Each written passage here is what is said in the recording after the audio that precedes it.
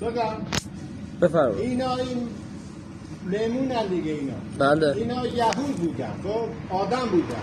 درسته. آدم بودن، بعد خداوند امر میکنه بهشون میگه که شما میرید مثلا کنار رودخانه آب تنی نکنید، ماهی نگیرید. اینا میرن زیادن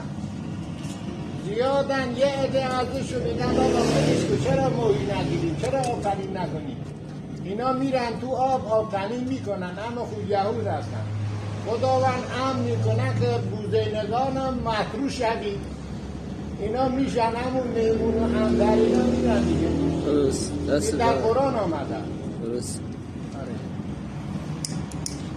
الان نگاه کن دستش، ببین انگشتاش، نگاه کن پاهاش، ببین انگشتاش. مارتیک داداش ترامادول مرامادول ننداخته باشی بابا جان، تو هی داری چای